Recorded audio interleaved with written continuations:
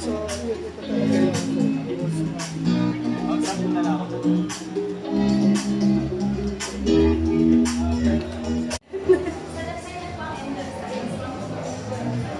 Mga tao ngayon to watch your story, ano pumapasok po sa iyong isip at sa iyong puso, attorney?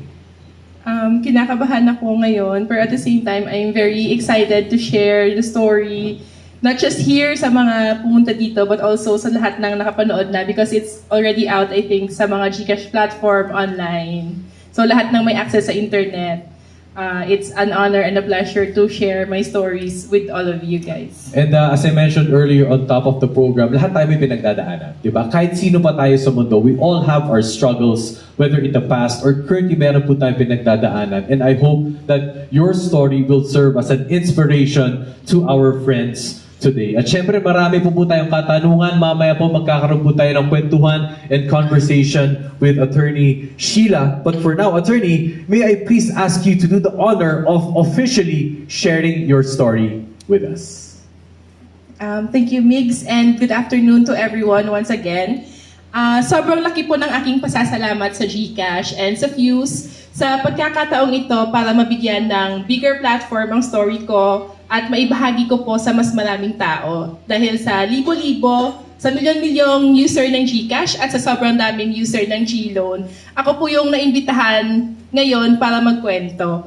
Mga tao ngayon to watch your story, ano pumapasok po sa iyong isip at sa iyong puso, attorney? Kinakabahan ako ngayon, pero at the same time, I'm very excited to share the story, not just here sa mga pumunta dito, but also sa lahat ng nakapanood na because it's already out, I think, sa mga GCash platform online. So lahat ng may access sa internet.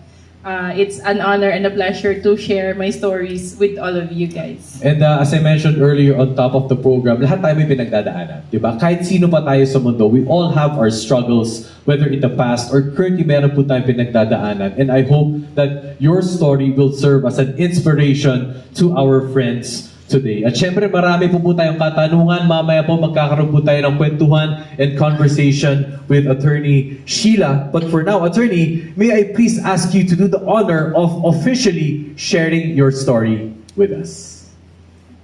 Thank you, Migs, and good afternoon to everyone once again. Sobrang laki po ng aking pasasalamat sa GCash and sa Fuse sa pagkakataong ito para mabigyan ng bigger platform ang story ko at maibahagi ko po sa mas maraming tao. Dahil sa libo-libo, sa milyon-milyong user ng GCash at sa sobrang daming user ng GLoan, ako po yung naimbitahan ngayon para magkwento.